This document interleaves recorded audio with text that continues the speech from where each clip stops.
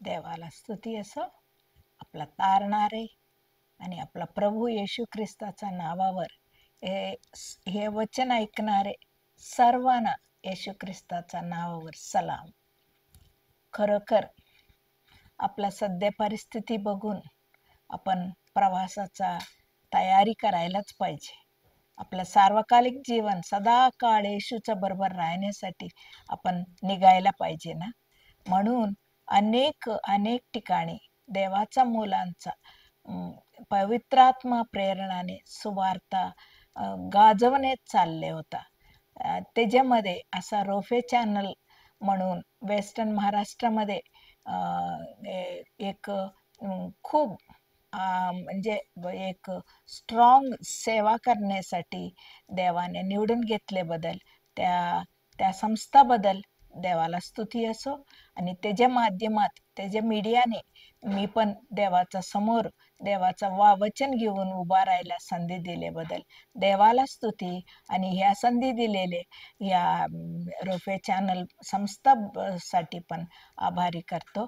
देव नक्की त्यांच्या सुवार्थ सेवा आशीर्वादित करू दे. आमेन.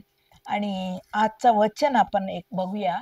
आणि कोलोसैचा पत्रिका फक्त पौलाने कोलोसैला लिहिलेले, कोलोसै मंडळीला लिहिलेले ह्या पत्रिकामध्ये 3 अध्याय 15 वचन शेवटचा भाग. तुम्ही कृतज्ञ असावा. कृतज्ञ म्हणजे थँकफुल. बी थँकफुल. तुम्ही देवाला उपकार स्तुती करा, थँक्यू सांगा. आणि बायबलमध्ये आपण पाहिले तर जवळजवळ 133 म्हणजे 136 वेळा बायबलमध्ये थँक्यू बद्दल लिहिले होता. आणि थँक्यू म्हणजे आपण खरं असं वाटते हे परदेशाच्या लोकांचा शब्द आहे असं वाटते. खरं ते देवाच्या लोकांच्याकडूनच आले हे शब्द. थँक्यू म्हणजे एक मॅनर्स आहे, एक गुड मर्यादा आहे आणि एक संस्कार असं वाटते. आणि नोव्हेंबर 4 तारीखला मग US मध्ये प्रत्येक वर्षा थँक्स गिव्हिंग डे म्हणून सेलिब्रेशन करतात. पहिलं सेलिब्रेशन 1621 मध्ये त्या लोकांच्याकडून हे सेलिब्रेशन झाले. म्हणजे थँक्स गिव्हिंग म्हणजे एक मोठा टॉपिक आहे. आणि खरोखर थँक्स गिव्हिंग म्हणजे कोणाला उपकार स्तुती करायचा म्हणले कोलोसेच्या पत्रिकामध्ये 3:17 मध्ये किंवा एफएससी 5:20 मध्ये असं आहे. प्रभू येशूच्या नावावर देव जो बाप ह्याच्या उपकार स्तुती करा. येशूच्या नावावर पित्याला आपण उपकार स्तुती करायला पाहिजे, थँक्यू सांगायला पाहिजे. आणि कधी सांगायला पाहिजे? काहीतरी कष्टामध्ये दुःखामध्ये असताना सुद्धा सर्व काल सर्व परिस्थितीमध्ये सर्वदा आणि देवाला स्तुती करा म्हणून एफएससी 5:20 आणि 1 थेसलोनिके 5:16 पण असं लिहिलेले. कुठल्या गोष्टीसाठी? प्रत्येक गोष्टीचा, सर्व गोष्टीसाठी देवाला उपकार स्तुती करायलाच पाहिजे. का? कारण म्हणजे आपण कधी पावसासाठी, उन्हासाठी आणि कधी उजेडासाठी कधी आपण थँक्यू बोलत नाही जास्त. का? खरं ते परदेशात गेले तर UK मध्ये ते स्कॉटलंड देशामध्ये असं ऊनच भेटत नाही. ते ऊनसाठी किती तडपडतात ते लोक. परंतु आपल्याला किती छान ऊन. त्या ऊनासाठी पण देवाला आभार मानायलाच पाहिजे. पावसासाठी किती ठिकाणी पाऊस नाही, पीक नाही, किती दुष्काळ पडले. आपल्याला भरपूर पाऊस दिले. असा छोटीशी गोष्टीसाठी.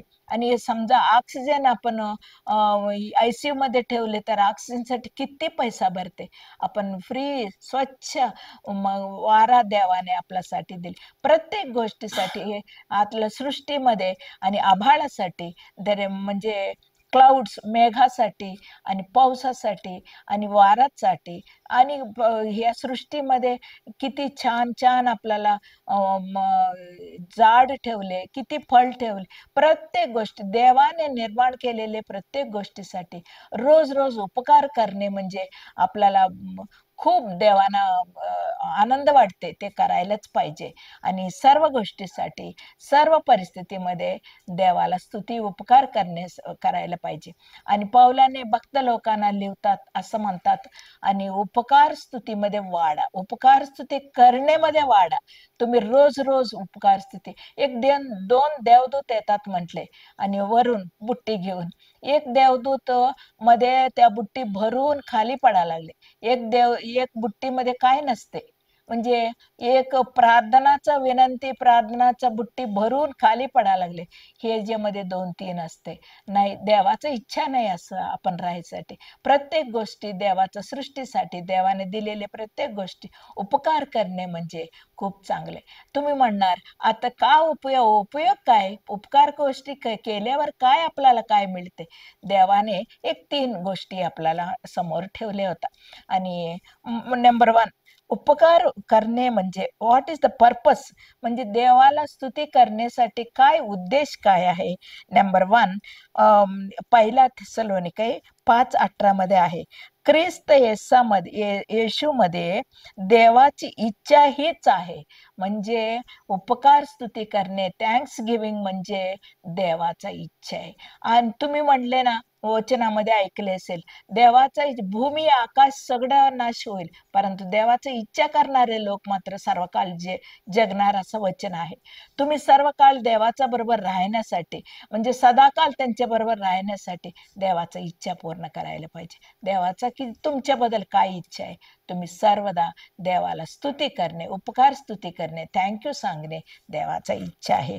आणि हिजकिया राजाने दुसरा इतिहास 31:2 मध्ये बघितले तर, उपकार स्तुती आणि स्तवन करण्यासाठी वर्ग, म्हणजे एक लाईन, म्हणजे एक लोकांना नेमले, एक टीम ठेवले. ह्या टीम त्यांच्या ड्युटी काय, रोज उपकार स्तुती करणे, देवाना स्तुती स्तवन करणे असं. आणि दारात जवळ सुद्धा पहिला स्तुती, कोण कोण मंदिरात येणारे त्या लोक स्तुतीमधून आत यायला पाहिजे, स्तुती ऐकूनच आत यायला पाहिजे, असं त्यांनी नियम केले होता. आणि दाविदाने बघितले तर, दावीद पण आसाप आणि त्यांच्या बंधू लोकांना बोलवून पहिला इतिहास 16:7 मध्ये असं आभार प्रदर्शनाचा स्तोत्र करायला त्यांनी नियम केले. म्हणजे राजा लोक का नियम केले? हे स्तुती करणे म्हणजे देवाची इच्छा म्हणून त्यांनी मानले, म्हणून त्यांच्या राज्यामध्ये हे एक हॅबिट ठेवले, हे सवय ठेवले लोकांना. आणि मोशे म्हणतात लेवीच्या पुस्तकामध्ये 7:12-13 मध्ये असं म्हणतात, मोशे म्हणतात, उपकार स्तुतीने म्हणजे यज्ञ करणे, देवाला यज्ञ बली अर्पण करणे. उपकार स्तुती आपल्या जीवनामध्ये खरोखर पाहिजे. आणि प्रत्येक गोष्टीला, आपल्याला केलेले सर्व गोष्टीला उपकार करणे म्हणजे देवाचा इच्छा आहे. उपकार म्हणजे स्तुती करणे, देवाला थँक्यू बोलणे, प्रत्येक गोष्टीला करायलाच पाहिजे. आणि दुसऱ्या गोष्टी, देवाला म्हणजे उपकार थँक्स गिव्हिंग कसला पर्पस, म्हणजे दुसरा उद्देश काय? देवाचा महिमा गौरव होईल. पहिला गोष्टी, देवाचा इच्छा आहे उपकार करणे, उपकार स्तुती करणे देवाचा इच्छा आहे. दुसऱ्या गोष्टी, उपकार करणे म्हणजे देवाचा महिमा गौरव करणे. आणि तुम्हाला या गोष्टी माहिती असेल, लोक शुभवर्तमान 17:18 मध्ये असं लिहिले, आणि त्यांनी 10 कुष्ठरोगांना बरं केले. आणि सर्व जण आपल्या घरी बरं झाल्यावर, येशूच्या नावावर त्यांनी बरं झाले, त्या बरं झाल्यावर आनंदात घरी गेले, स्वस्थता. परंतु एक माणूस परत आले देवाकडे थँक्यू सांगायला. देव म्हणले, त्या देवाला महिमा गौरव करण्यासाठी तो हे 9 लोक कुठं गेले, तू एकटी आले म्हणले. बरोबर आहे, देवाला महिमा करणे, देवाकडून किती किती आशीर्वाद मिळवते, किती किती कृपा मिळवते. त्याच्यासाठी कधी आपण उपकार करण्यामध्ये सवय आहे का? उपकार करण्यामुळे तुम्हाला ताकद मिळते, देवाकडून ताकद मिळते, देवाला तुमच्यामुळे महिमा गौरव होते. आणि तुमच्या जीवनामध्ये देवाचा महिमा गौरव नसले तर काही उपयोग नाही, म्हणून उपकार करायला पाहिजे. आणि रोमा पत्रिकामध्ये 21:21 पण आहे, देव म्हणून गौरव नाही आणि उपकार स्तुती केले नाही. देवाला खूप वाईट वाटलं ह्या गोष्टी. मी देव आहे, मला नक्की त्याने उपकार स्तुती करायलाच पाहिजे. ते मला ह्या जगात जन्म दिले प्रभू म्हणून कधीतरी उपकार केले, उपकार स्तुती केले का आपण? थँक्यू बोलले का देवाला?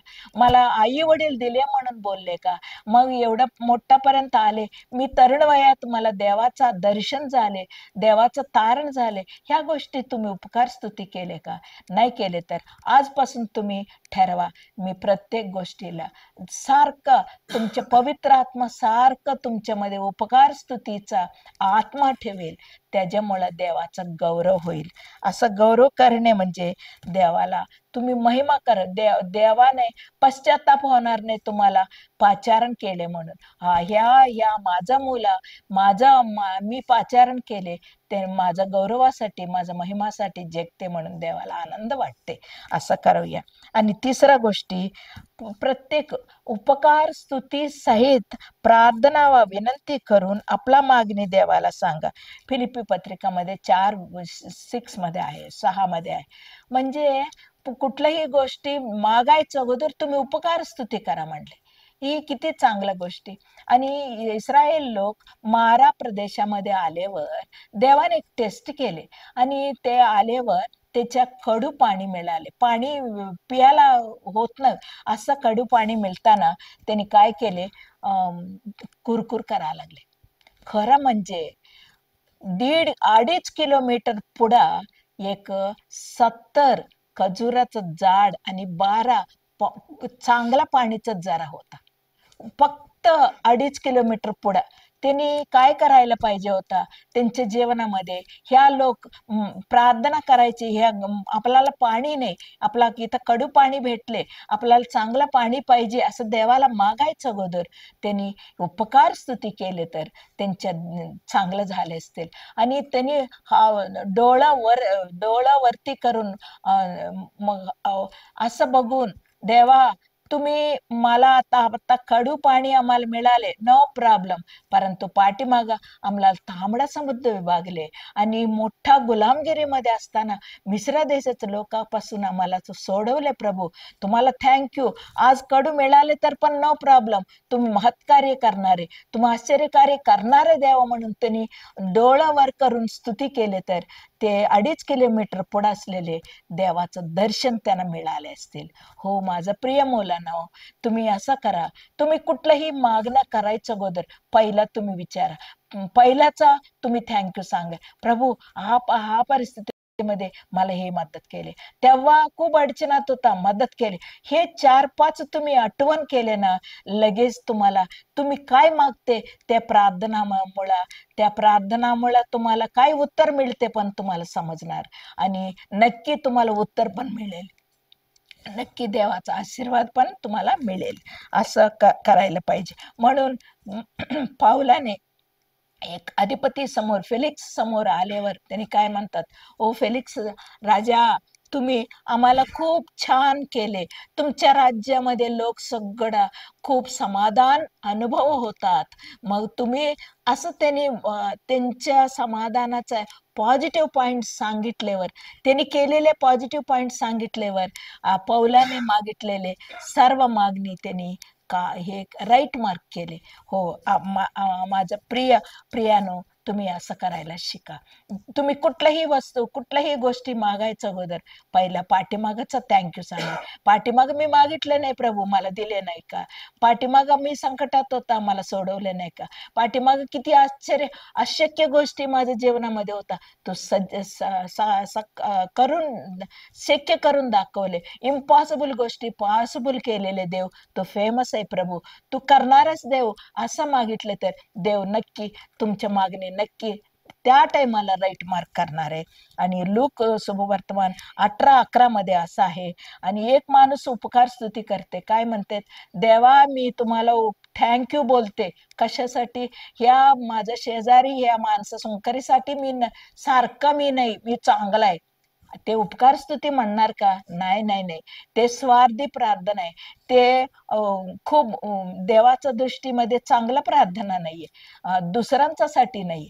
आणि आणि एक माणूस होता, दुसऱ्यांना तू मदत केले म्हणून देवाला मी पाऊल म्हणतात, तुम्ही ह्या एक मंडळीच्या लोकांना सांगताना तुम्ही खूप दातृत्व दाखवले, खूप गरीब लोकांना तुम्ही पैसा दिले, काही तुमचे ऑफरिंग दिले, थँक्यू. तुमच्याबद्दल मी देवाला स्तुती, देवाला थँक्यू सांगतात. आपला बदल दुसरा पण थँक्यू सांगायचा गोष्टी आपल्या जीवनामध्ये असायला पाहिजे. आणि योवाब सुद्धा दुसरा समूएल 14:12 मध्ये असं केले त्यांनी. राजाने त्यांच्या मुलगा अबशालोमच्या बरोबर समाधान नव्हता. त्यांनी समाधान करायसाठी खूप खूप प्रयत्न केले आणि एक तेकोवा म्हणून एक गावामधून एक स्त्रीला आणले, त्यानं सांगायला लावले. मग ते राजाने ते समाधान झाले. राजाला समजले, हो माझा मुलगाच्या बरोबर मी समाधान व्हायला पाहिजे. योवाबने असं केले म्हणले. योवाब साष्टांग नमस्कार करून ह्या राजाला थँक्यू थँक्यू बोलले.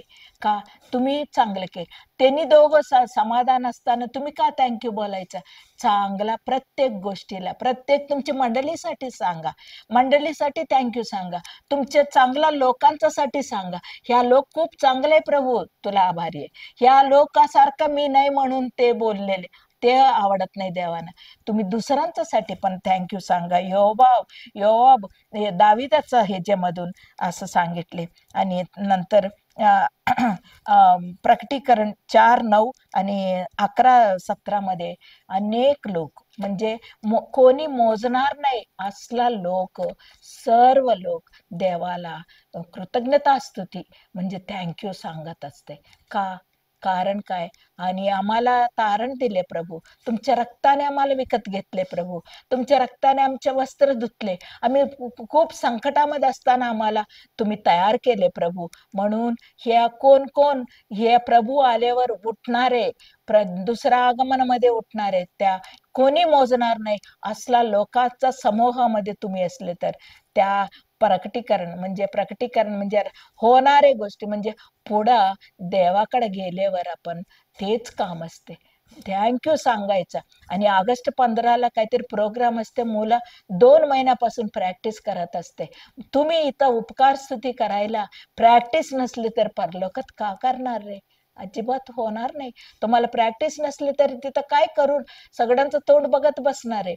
म्हणून देवाने म्हणतात, तुमच्या उद्याच्या कामासाठी तुम्ही प्रॅक्टिस करा. माझा ह्या आज उपकार स्तुती करणे म्हणजे पहिला देवाचा उद्देश, देवाचा इच्छा आहे. दुसरा उद्देश देवाचा महिमा गौरव होईल. आणि तिसरा उद्देश काय माहितीये का? त्यांनी काही मागणी केले तर देवाना त्या मागणीमध्ये विश्वास बसतात. आपला प्रार्थनामध्ये विश्वासाने आपण मागते. ह्या 3 गोष्टी उपकार स्तुती करण्यासाठी देवाचा उद्देश आहे.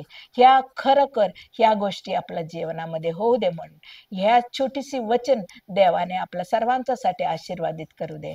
आमेन. छोटीशी प्रार्थना करू. आमचे प्रेमाळू दयाळू देव बापा, या प्रभू हे वचन ऐकलेले सर्व आमच्या श्रोतांच्यासाठी प्रार्थना करते प्रभू. आणि कोण कोण अजून उपकार स्तुती करण्यामध्ये नाही प्रभू, सर्व गोष्टीमध्ये कोण कोण तुम्हाला थँक्यू बोलत नाही, त्या लोकांना सांगा. या वचनाद्वारा तुम्ही बोलले प्रभू. आजपासून त्यांनी ठरवले प्रभू, आजपासून देवाचा इच्छा आम्ही पूर्ण करणार आहे.